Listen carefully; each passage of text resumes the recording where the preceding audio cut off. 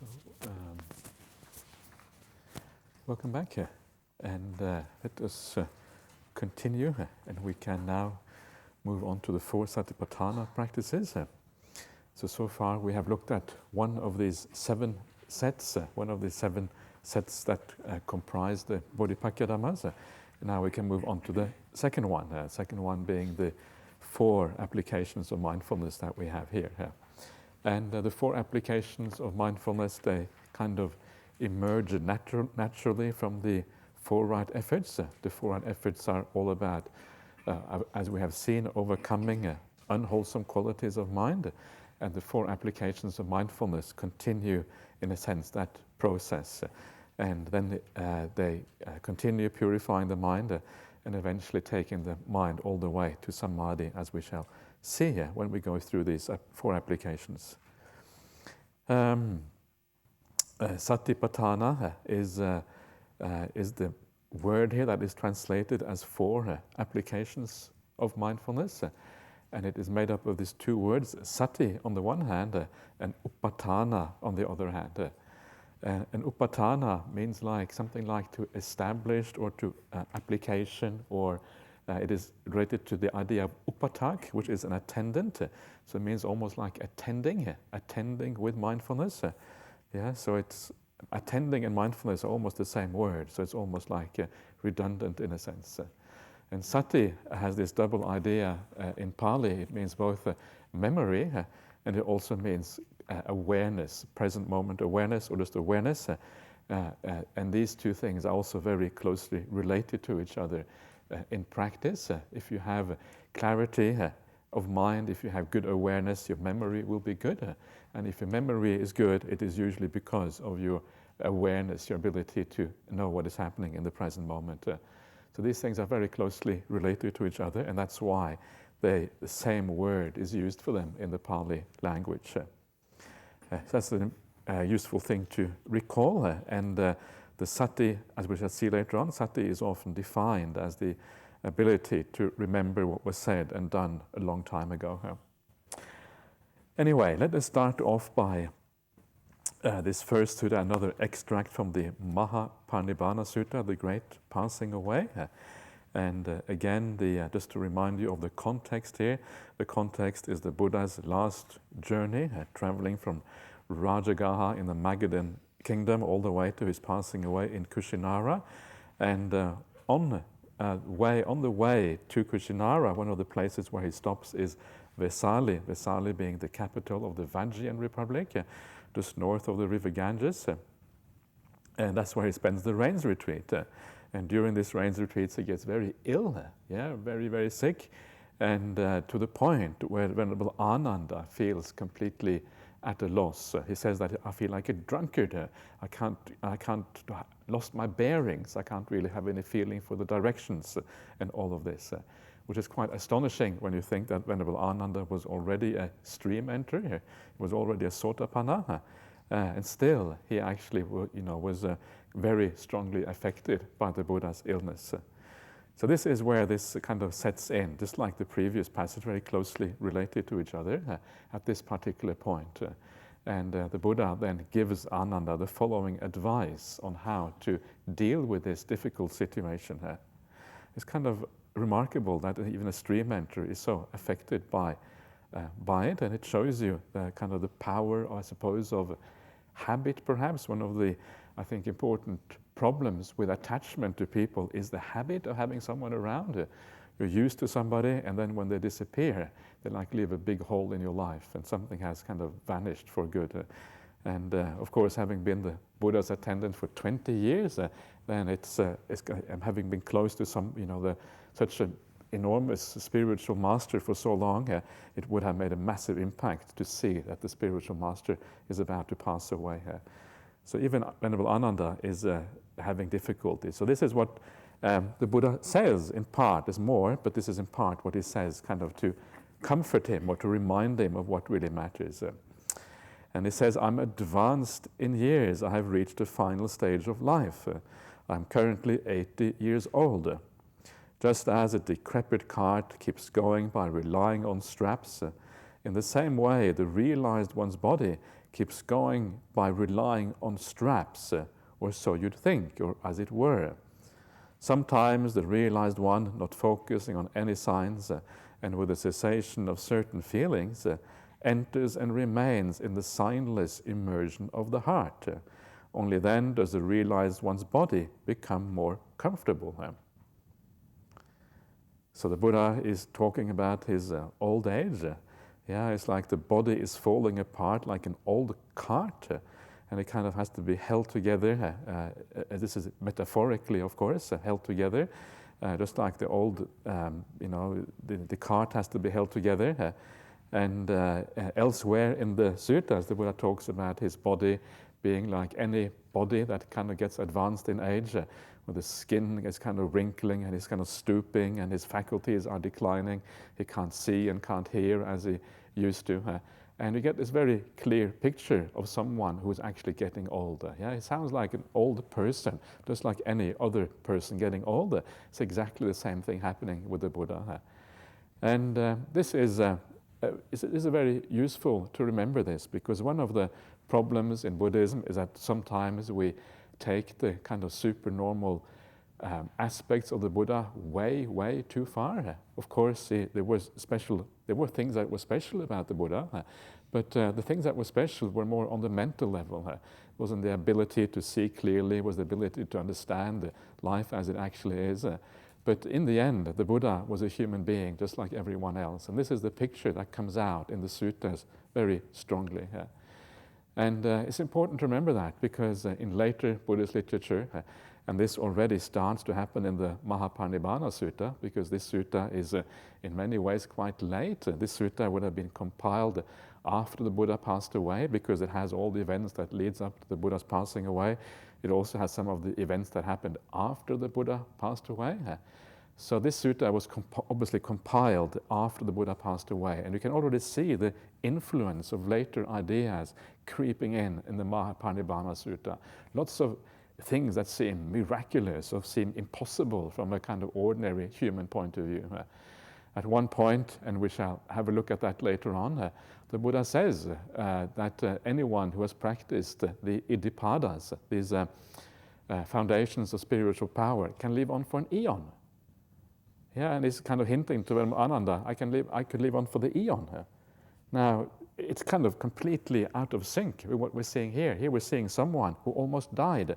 I haven't actually included that passage here, but he almost died during the rains retreat, and he had to use his energy to remain alive. And he's here talking about old age. All of those, that's kind of all on one side, and on the other side, he's supposed to be able to live on for the eon. And a lot of Buddhist literature is like that, and it doesn't seem as if the Buddha is an ordinary human being anymore. He seems like he becomes some kind of principle that is outside of time and space. The Dhammakaya that you find in later Mahayana Buddhism, or all the exaggerations that you find often in the commentaries, or the Jataka Nidana, which is the introduction story to the Jataka tales. It's all about the Buddha and all the kind of marvelous events that surrounded him early on in life and all of that. It becomes a different kind of person. It becomes much more difficult to relate to him. But here, Buddha comes across as an ordinary human being, someone you can actually relate to. The point is that the Buddha is a teacher, and he teaches all human beings. He's also, in a sense, our teacher in the present day. And it's important to be able to relate to him in the way as if he's someone you can go to and you can ask for advice. You can say, oh, Master, please, I have this problem. Can you please help me? Whatever that problem might be. Ideally, meditation problem. Ideally, not problem about your kind of work life or something like that. Because this is anyway. So you can actually go to the Buddha and you can ask about these things. Actually, you can even go to the Buddha with any kind of problem. This is the amazing thing about the Buddha. He talks to King Pasenadi and he gives him the recipe on how to slim down. Getting a bit too fat, old Pasenadi. So you can talk even with the Buddha. You can talk about anything. This is kind of nice. I just argue with my wife. What should I do? Okay, you should do this. This is how you should deal with that situation. Or my kids are not behaving. Please, how can I get them to behave? Okay, this is just whatever. I don't know what he's going to say, but something like that. So And this is kind of one of the things that comes out of the suttas, that the Buddha is very approachable. He's an ordinary human being, and his experience of life is very similar to ours. And that is exactly why he can teach us, because he sees life from exactly the same point of view, except even much more clearly than we do. And that's why he has the ability to teach us. You read the suttas, you read about the Buddha having defilements, as I mentioned the other day, before he becomes the Buddha. You read about him having wrong view. You read about him having a child, before he goes forth and becomes a monk. You read about him striving for no purpose with ascetic practices for 6 years before he finds the right path. He's kind of fumbling around, not really knowing what he's doing. And the more you read the suttas, the more you realize that the way the Buddha talks about himself, it is very clear that he is just a human being, just like everyone else. And this makes it much more interesting when you read the suttas. It makes it much more interesting because you get the feeling that here is one human being talking to another. Here is someone who understands us because he has been through exactly the same problems that we have been through. And then he just took that human potential to the highest. And because he was able to do that, we can do exactly the same thing. And this is kind of cool. This is what is so nice about it. So remember that. And it's important to keep that in mind, because sometimes the suttas can be a bit ambivalent. But a lot of the things that are supernatural, actually, it doesn't really belong there. Very often, the supernatural things are later additions by zealous editors who wanted to kind of elevate the Buddha. And in the process of trying to elevate the Buddha, they actually detracted, in my opinion, they detracted from what actually makes the Buddha such a compelling teacher in many ways. So he is, his body is kind of falling apart. And the only time that he has some comfort is when he enters the signless meditation of heart, the Animitta Ceto Samadhi. And this, it doesn't really matter so much exactly what that is. It is a profound state of samadhi, so you have to turn away from the body, and only then does the body kind of become comfortable. And this is one of those things about deep samadhi, is that if you attain deep samadhi, when you come out afterwards, the body feels different afterwards. The body feels completely relaxed and at ease.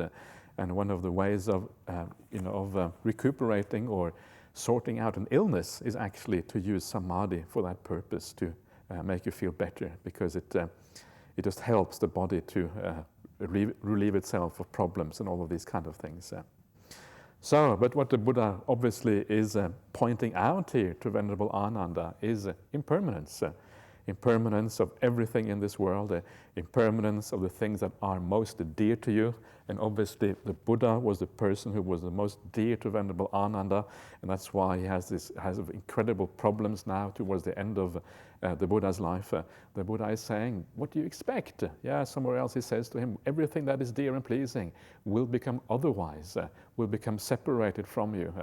He says that specifically with reference to himself, and saying to Venerable Ananda that you should know this. I've been teaching you this all along.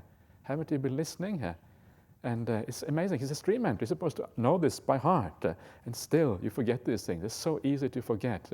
And if Venerable Ananda can forget it, well, how much easier isn't it for everyone else to forget these things? But everything is changeable. Nothing, you can't hold on to anything. Everything is going to have to go in this world. So what does that mean? If everything in this world is impermanent, is unreliable, what does that mean in practice? Well, that world that the Buddha is talking about, again, is the world that we are immersed in all the time. The world of the five senses, the world that is around us, the world you wake up to every morning, the world you say good night to when you go to bed at night, all the people in that world, all the things you think you own that you don't really own because they can be taken from you at any time. All the things that you are, all the the politics and the kind of everything that happens in that world, all of that is part of that world. It's everything within the five senses. That is the problem, or that is the main problem. And that is what you have to be careful with. Everything that is dear and pleasing to you belongs to the five sense world. when you let go of that world, you also become free of the attachments and the cravings that actually belong to that world. This is an incredibly useful contemplation because it really shows you the power of meditation practice. It shows you the power of finding that refuge inside, which is away from that world. So contemplate that. Remind yourself of the danger of that world. It's always going to let you down. You're never going to find that satisfaction in that world. Never. It's impossible. It's impossible by its nature. And you know it's true. Everyone here will know it's true because things are always going to have to disappear. So it is an extraordinarily powerful contemplation. And it's kind of almost strange that not everyone in the world is aware of this. It's so blooming obvious that this must be the case. It's so obvious when you think about it. And yet it is so hard to really take on board fully and really to see it fully. If you see it fully here, you can go into meditation, bang, like that, because you know there's nothing in that world worth holding on to. And because you can let go of that world so easily, samadhi happens so incredibly quickly. It is because we don't understand these things fully, if at all, that is why our meditation is not as deep as it would otherwise be. You will be able to enter even the jhana states very fast if you fully understood that. So there's a lot of benefit in contemplating this. And this is just it's very simple, but at the same time very profound.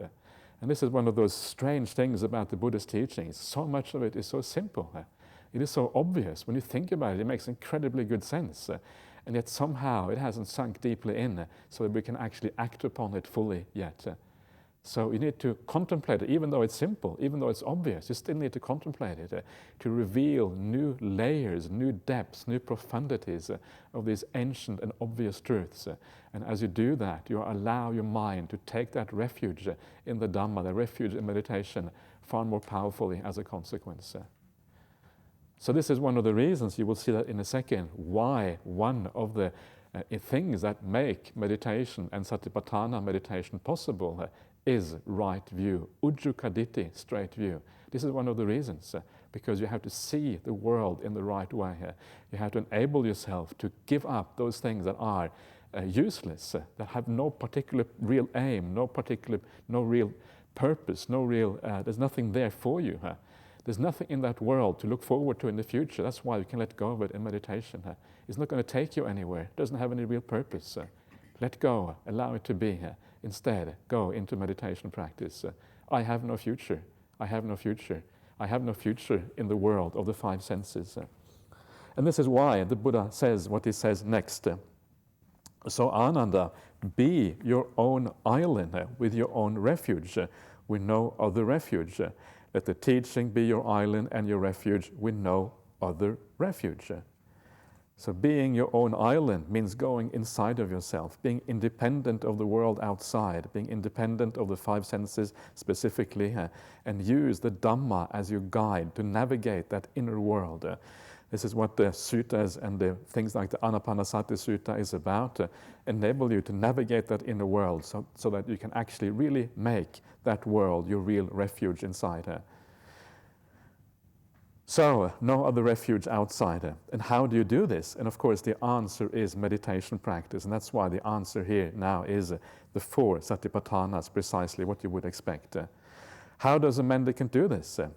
It's when a mendicant meditates by observing an aspect of the body, keen, aware, and mindful, rid of desire and aversion for the world.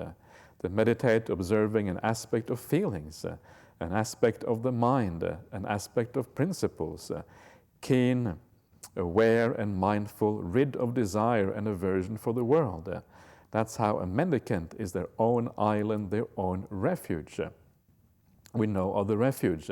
That is how the teaching is their island and their refuge, with no other refuge.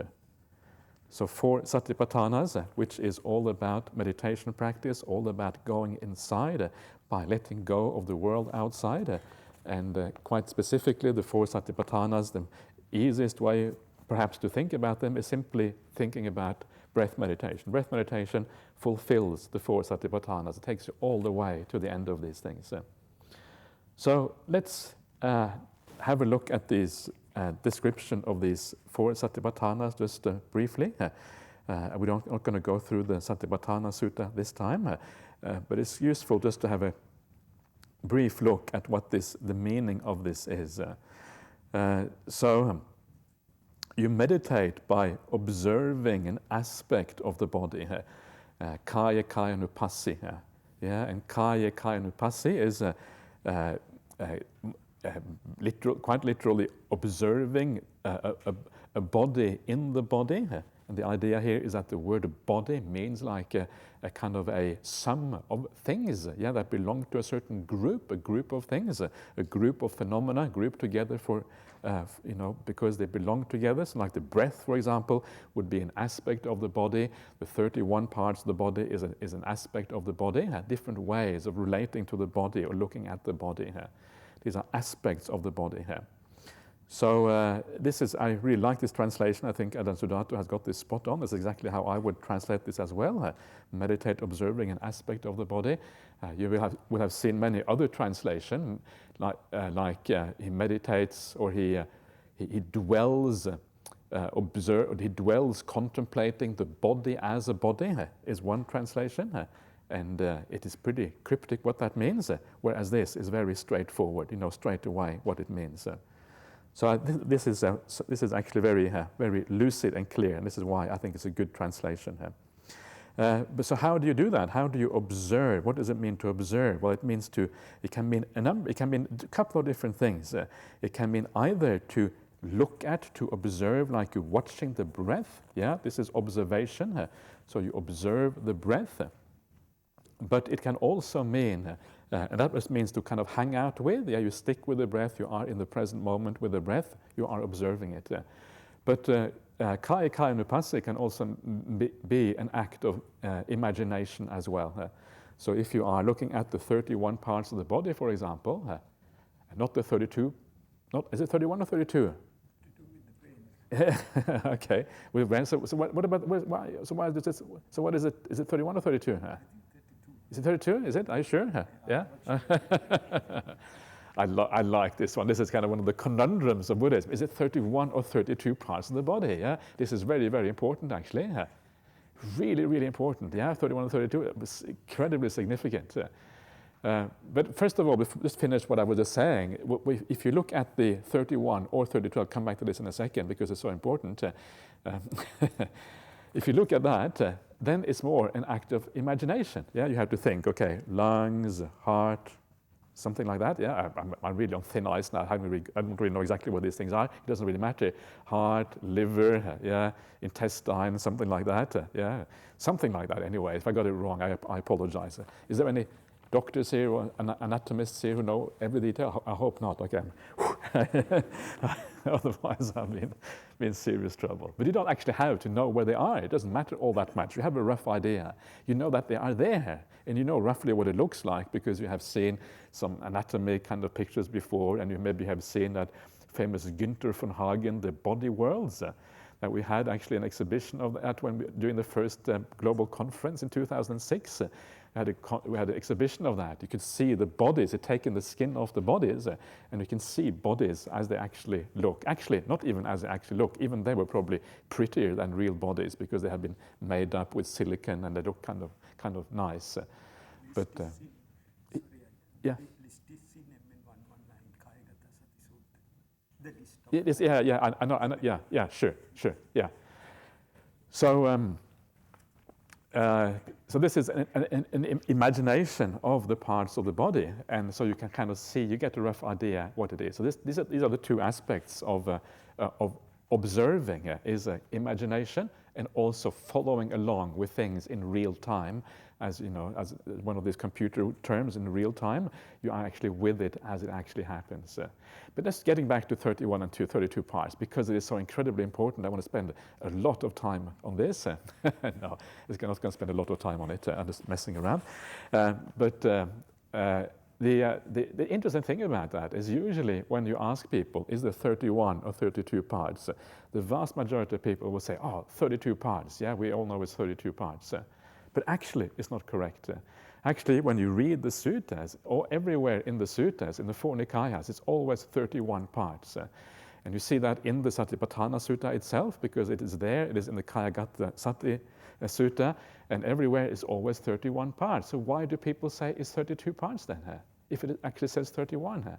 And this is what is interesting. The difference between 31 and 32 is nothing. It doesn't matter. One adds the brain, the other one is without the brain. It doesn't actually matter. Yeah, completely irrelevant. But what is interesting about it is why people say 32. That is the interesting part about this. And the reason they say 32 is because 32 comes from the Visuddhimagga. Yeah, everyone knows the number in the Visuddhimagga. Nobody knows the number in the suttas. And this is typical of how we have been conditioned as Buddhists. What we know about the Dhamma is very often comes from the Visuddhimagga rather than from the suttas. And that should kind of be a little alarm bell straight away going off, because it means that a lot of the things that you may know or you think you may know actually is not necessarily straight from the suttas, but it comes instead from the commentaries and from the later tradition of Buddhism. So that is why it is so interesting, because it shows us the influence that has actually been upon us, especially if you are a traditional Buddhist, because you have grown up in a Buddhist culture, and a Buddhist culture will tend to influence you in a certain way if you are. But actually even these days, even non-traditional Buddhists as well, because they're also very often influenced by commentaries, because these are very commonly used in various meditation systems. It shows you that influence of the commentaries and why it is so important to be careful, because in this case it doesn't matter so much, but in other instances it may matter much more. Just to give you some examples, for example, how metta meditation is taught. Metta meditation in the Visuddhimagga is taught in one way. In the suttas it's taught quite differently. In the Visuddhimagga is taught, you start off with certain people, the people that are kind of friendly to you, then the neutral people, then the people you have more difficulty with, and you kind of expand out like that. There's nothing like that in the suttas. The suttas just say that if you have someone you don't like, you should have metta towards them, and then you should spread metta to the whole world. That's what the suttas say. So the suttas have a slightly different approach to this. Another important and very important one is the stages of insight. In the Visuddhimagga, there's a large number of stages of insight called the various jhanas that you're supposed to attain according to the Visuddhimagga. But these stages of jhana that you have in the Visuddhimagga, there's nothing like it in the suttas.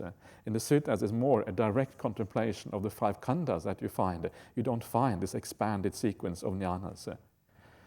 So what does this mean in practice? Well, what it means is that sometimes you need to question whether, if you're not making progress, if you don't kind of go any further, then maybe you should kind of go back to the suttas and ask yourself, what is the original instructions for these things? Sometimes you may kind of come to blockages in your practice or whatever. Sometimes with the insights in the end, it should be a real insight into the 5 khandhas. Whether these other insights are useful or not, they may very well be, but it should come back to the kind of insight that you're talking about in the suttas. It should come back to the metta as it is described in the suttas. That should always be the final reference point. And this is so important to be clear about what you're doing. And these vipassana jhanas that you find in the Visuddhimagga, they can be very deluding and very deceptive. Of course, it can happen also with the vipassana in the suttas, but it happens very commonly with the vipassana jhanas. I have lost count of how many people I have met who have used the Mahasi system. Because the Mahasi system is based on these vipassana jhanas found in the Visuddhimagga. And they have come to me and they have said that, I went to the Mahasi center, I was told I was a Sotapanna, I was a stream mentor, but I didn't believe it. Isn't that fascinating? It's really, really fascinating. If you go to a center and you are told you're a stream mentor, but you don't believe it, it's absolutely guaranteed you're not a stream mentor. Absolutely guaranteed. Because if you had been a stream mentor, something would have happened inside you that was so revolutionary, turned everything so upside down, that you would have no doubt that something incredibly powerful had happened. Sure, I probably am a stream mentor, even though you don't know the exact name for it, but something has happened. But if you just have, actually, no, I don't believe it, because I was just kind of, and they will tell you about the experience. It doesn't sound all that impressive at all when you hear what they have to talk about it. Then of course it is. And this can be the problem with these kind of systems, is that they often can lead you astray unless you are very careful and use them in the correct way. So this is the problem. Of course, the same problem can happen with the suttas, but the word of the Buddha is the one that is, we've seen before, is the one that is complete, that is supposed to not lacking anything. So that is probably where you're going to find the best information on how to practice insight and practicing the whole path and all of these things. Anyway, I'm getting really sidetracked now. So, but all of that just came out of the 31 parts of the body here. So that is the, so 31, remember, yeah, next time I'm going to test you again next year and see how many parts there are to the body and see what you say here. So you observe an aspect of the body, keen, aware, and mindful. These words are important words. These are the words that serve as adjectives or serve as descriptions of how the actual Satipatthana is supposed to happen. These words are atapi, sampajano, and satima are these three words. And the word atapi is very closely related in the suttas to the word vayama and padana. It means that you are doing this with a certain amount of effort. Yeah? There are three important words or three or four kind of important principles or ideas you find in the suttas. And it's, on the one hand, it's padana and vayama is one of these. That's the sixth factor on the Noble Eightfold Path. Then you have virya, which is energy. And this is what you find once the meditation is going really well and joy starts to rise in the mind, energy comes up, yeah? And there's an important distinction between the idea of energy and effort. Effort is something you have to put in, you have to apply yourself, you have to direct the mind and all of these things. Virya is the natural energy in the mind. You don't have to apply yourself so much anymore because the mind naturally is energetic, and you naturally go to the meditation object and it just happens by itself. And atapi here, which is related to the idea of tapas, which is like torment or whatever, is related to also the word sun, like you're burning away defilements, tormenting yourself. All of these ideas are related to each other in Pali, and that's why this word is sometimes called ardent, translated as ardent into English, because ardent also has this slight idea of burning, apparently. But what it means that it is somewhere in the kind of between the idea of effort and the idea of energy. Yeah, Satipatthana kind of goes crosses over from one to the other one. You start off, when you start watching the breath or doing Satipatthana, using some degree of effort, as we have seen before with the four right efforts. And then as you practice the Satipatthana, as it works, the energy starts to arise as a consequence of the practice. And atapi is that kind of crossover between the two. So it is the energy and also the application of mind that happens during meditation practice. And many of you will have noticed that probably in your mindfulness or breathing practice, how you start off having to apply yourself. And then as you go deeper and deeper in the breath, it becomes more and more natural, more and more easy, more and more self-sustaining. You don't have to do very much at all. So this is the atapi, moving from having to apply yourself to becoming more and more self-sustaining. So this is the first part of this. Some degree of application is required in the beginning. You have to want to do this. You have to get into your car and drive to Jhana Grove. This is kind of the first stage of atapi, of effort and energy. And then you have to come into the hall and sit down. And then you have to kind of put yourself in the right posture. And then you have to actually want to watch the breath, knowing what is the right time and all of these kind of things. This is the effort that you put in and eventually becoming the energy. And then you have this idea of sampajano as a very quite important term in the suttas. It's the idea sometimes translated as clear comprehension or full awareness, here only as aware or awareness in this particular instance. And this is the idea that you know what you are doing. You know what you're doing, and you know that you're doing that which you are supposed to be doing. Yeah, this is kind of what this is about. So you know that when you're watching the breath, you know whether you are actually watching it in the right way or whether you're fantasizing about something. If you're fantasizing about something, it is sampajano that tells you, actually, I shouldn't be fantasizing, I should be watching the breath. And then it brings you back to the breath again. Sampajano is what tells you whether what you're doing is suitable and purposeful for the task at hand. These are two commentarial terms that are used a lot to explain the idea of sampajana, that it is you are fulfilling the purpose and you are fulfilling it in a suitable way by your practice. This is a very nice way of thinking about a sampajana, that it is suitable and purposeful. Yeah, you're doing something that actually leads you in the right direction. That is why it is purposeful. It is heading in the right way. And it is suitable as well, very closely related to each other, these terms. And for this reason, sampajana is not just useful in meditation practice, it's also useful outside of meditation as well. You ask yourself in daily life whether those things you are doing are suitable for making progress on the path. Are they suitable for ensuring that your virtue is okay, your morality is on track, that your mind is kept pure, and all of these things? Yeah, and if you know it is suitable for that, in other words, it leads you to, in the long run, to stabilize the mind and purify the mind, you can use that idea throughout your life. But it becomes particularly important in meditation practice to be aware of whether what you're doing is the right thing. And sometimes you don't know. Yeah, meditation is going well and you're not really sure what to do next. And that's when kind of sampajana, you kind of try to find your way through things. You're using sampajana or sampajanya to try to navigate through the problems on the path.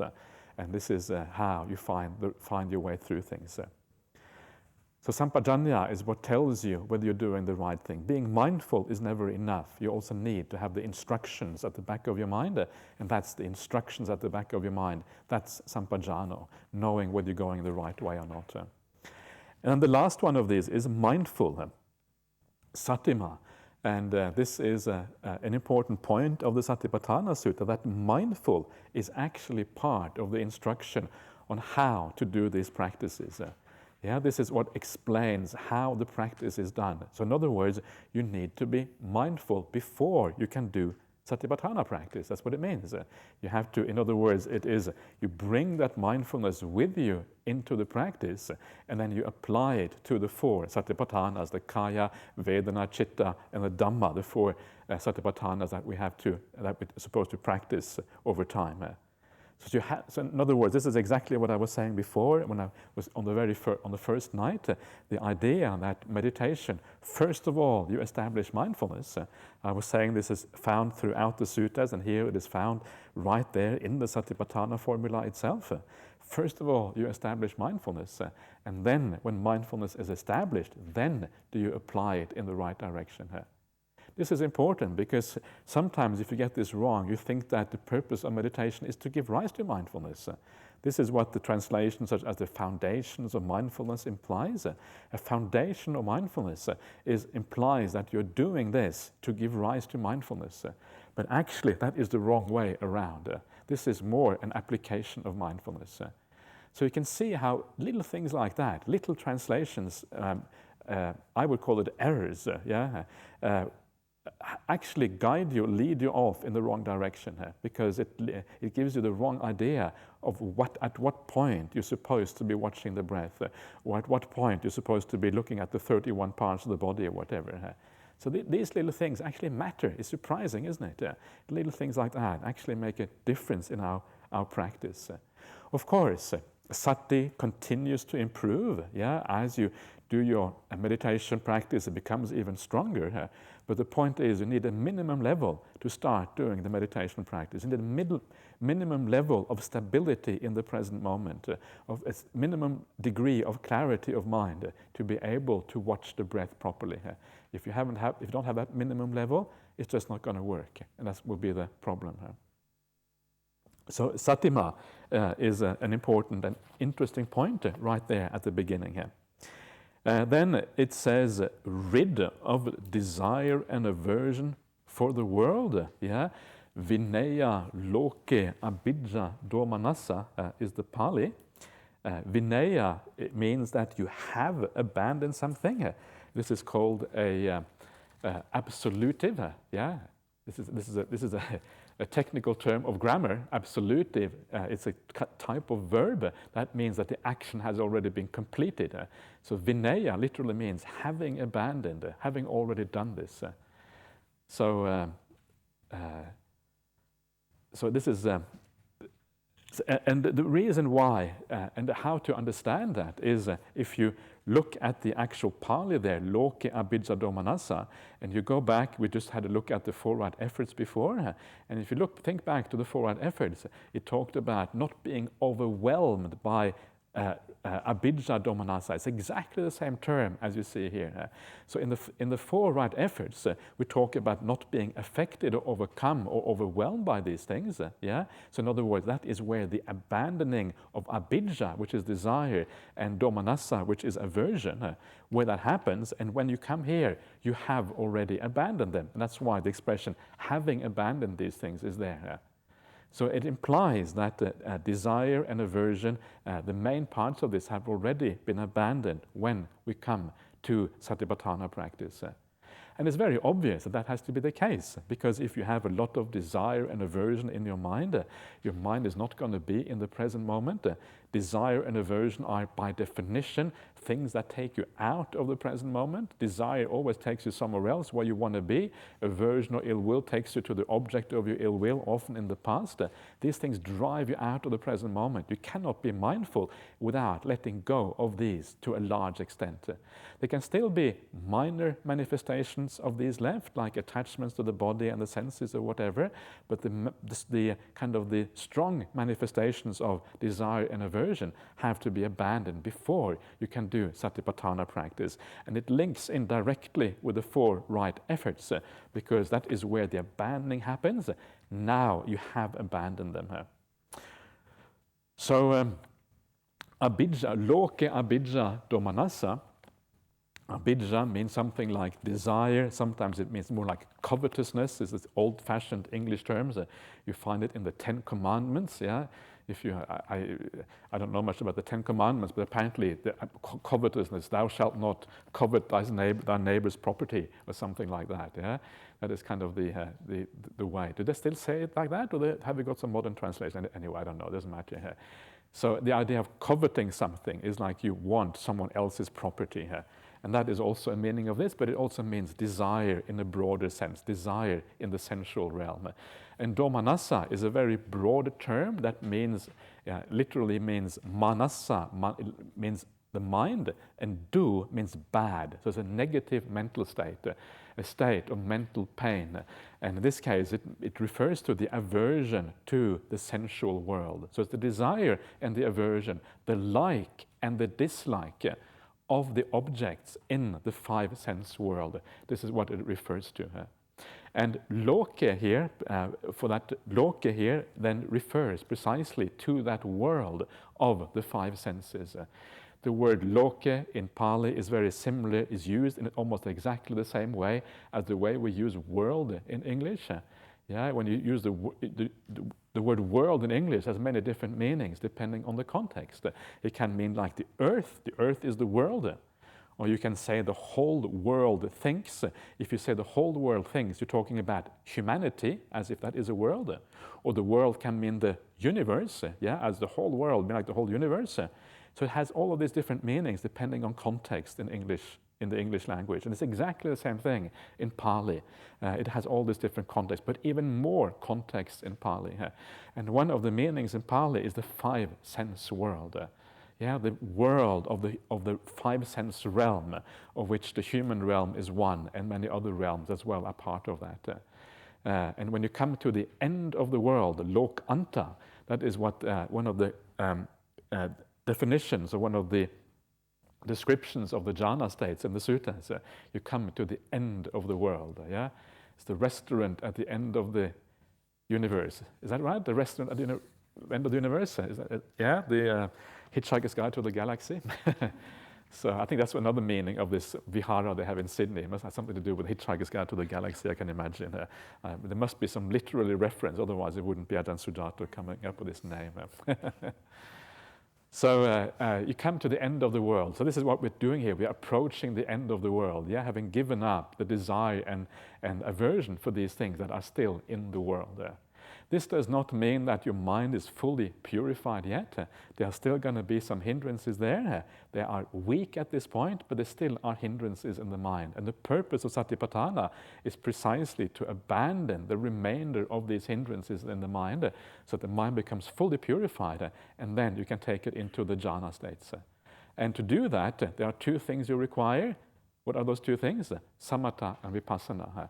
And that is why Satipatthana practice is that. It is a course in samatha and vipassana, whereby you learn to calm yourself down and to see things more clearly.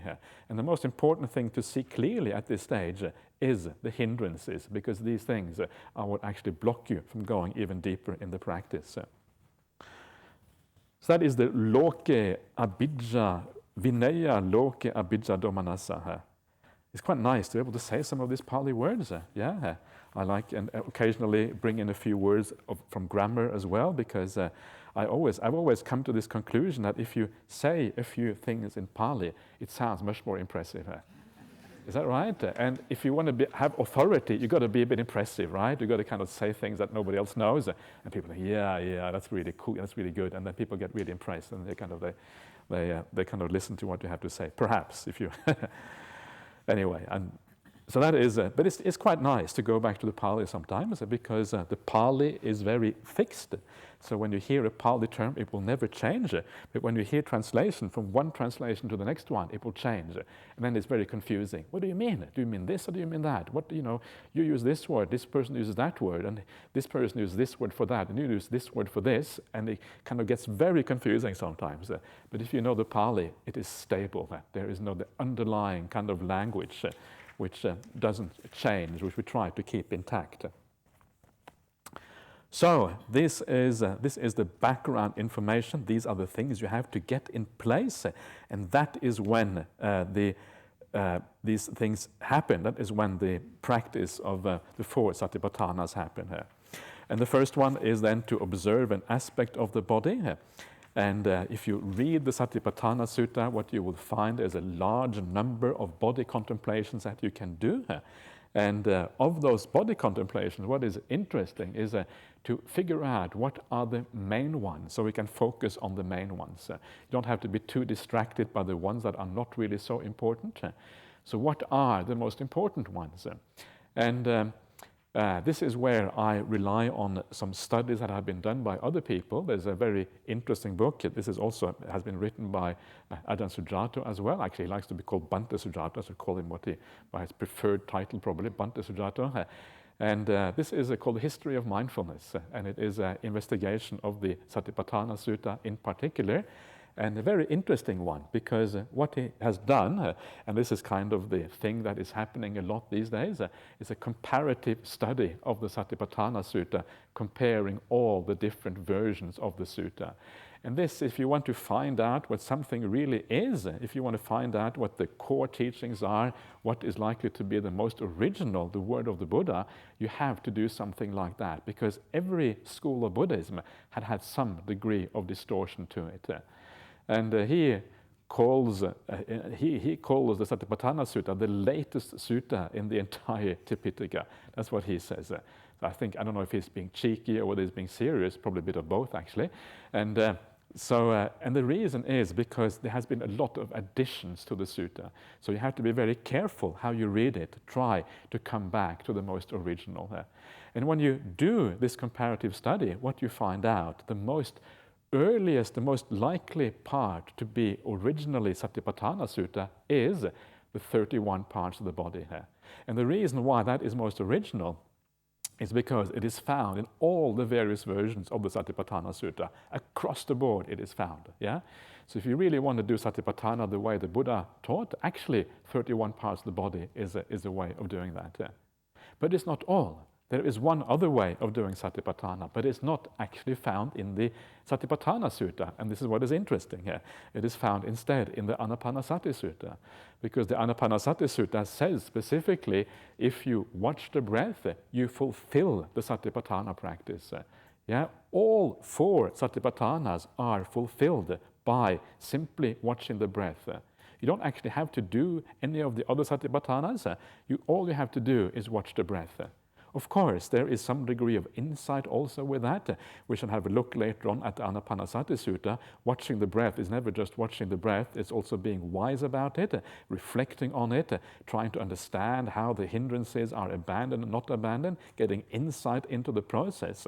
All of that is part of that, but it all happens as part of the breath contemplation here. And this is why the breath, when you read the Satipatthana Sutra, you will see that the breath is right there in the Satipatthana Sutra, but it's only found in the first part of it. Satipatthana Sutra is divided into 4 parts. Contemplation of body, as we have just seen, contemplation of feeling, contemplation of the mind, contemplation of principles, as Ajahn Sujato has it here. But the breath contemplation is only found in the first one, contemplation of the body. Yeah, and that actually is a mistake, because breath contemplation belongs across the board in all the 4 Satipatthanas. This is what the Anapanasati Sutta shows you. So breath contemplation does not actually belong inside any individual of the 4 Satipatthanas. And that is why we can take it out and say that the 31 parts of the body is the most original one. And it's only when you come to the Anapanasati Sutta that you see that actually Anapanasati fulfills the whole range of Satipatthana. It does not belong to any one particular of the 4. So these are the kind of things you find out, yeah? And this is why sometimes when you go to certain retreats, what you're told we will do Anapanasati first, sit down, watch your breath, and then we move on to watching the feelings in the body afterwards. And it is based on this idea that Anapanasati is a preliminary practice that you do first, then you go to the Vedananupassana, contemplating the feelings in the body afterwards, as if there is such a sequence. But actually, you don't need to do that. There is no real, precedent in the suttas for going to the feelings and just feeling the feelings in the body as being Vedananupassana. But there is a very strong precedent for using the mindfulness of the breath, breathing, as a contemplation of feelings. And we will see later on how that actually works out. So these are then the 2 ways of doing these contemplations. 31 parts of the body, and then breath meditation or breath observation. What about the other parts of the Kayanupassana? 5 elements, for example. 5 elements is found in most of the suttas. That is likely to be the kind of the second most authentic of these ones. Yeah, and then we move to less and less authentic things. And you have the cemetery contemplations that are also found a little bit less. And then the ones that are found the least, are things like the 4 postures of the body, the sampajanya in all your activities. These things very likely do not belong to Satipatthana practice, which is kind of revolutionary, when you think about it, because so much of the Buddhist world will tell you that to practice Satipatthana, if you are aware of your postures, if you are aware of your activities in daily life, you are doing Satipatthana practice. But actually, it is very likely not to be the case. When you read the suttas, it talks about the sampajanya. Sampajanya is always divided out from sati. Sati is always the 4 Satipatthanas. Sampajanya, which is the awareness of your daily activities, is called sampajanya in the suttas, and it's always separated out. These are 2 separate things. So it actually makes very good sense that this does not belong to the Satipatthana Sutta. So this is the advantage of having a broader view of Satipatthana and not just relying on the Pali, because it gives you a different idea of how these things work. This does not mean that we should not have awareness in daily life. Of course, we should have awareness. But what it means is that the awareness is of a slightly different type. It is not really Satipatthana practice. It is more like sense restraint. The awareness in daily life is to have enough awareness to be able to know whether you are doing the right thing, whether you are living in the right way. Am I thinking? Am I reacting in the right way to the things that are happening around me? Is my mind just staying nice and even, or am I allowing myself to be bossed around by my defilements, by desire and aversion and ill will and all of these kind of things? That is what the awareness should be on in daily life, according to the suttas. So you can keep your virtue, keep an even mind, purify yourself. That is what it's really about. It's not about the kind of Satipatthana that is talked about in the Satipatthana Sutta, which is much more profound. It may not make that much difference in practice, But it is good to be clear about what is going on, because then you will be able to have more clarity about what you're actually doing, and then doing the right thing as a consequence. So I hope you are still with me. I hope I haven't made it too complicated. Sometimes it can get a bit complicated, these things, and that's the reason, that's why 2,500 years of history tend to make things complicated, because so much has happened in 2,500 years. And if you want to kind of extract and kind of compile that into 10 minutes of talking, and it can get a bit complicated after a while. Anyway, this is the way I view this kind of Vipassana, and this is how I decide what is important. And so these are the things that I would normally advise people to focus on from my understanding of this particular sutta. Main thing to focus on is anapanasati, but doing it in the right way, using both contemplation and also just observation. And if you really want to, and if you're really doing really well in your practice, you can also try the 31 parts of the body if you want to, but that is more, in my opinion, is more, if you feel like it and you think it's going to be helpful, you can try it, but be more careful, because it is one that can sometimes have a bit of a backlash, because it can be more unpleasant to do. Whereas anapanasati, if you do it in the right way, will tend to be always pleasant and nice. So, that is the contemplation of the body.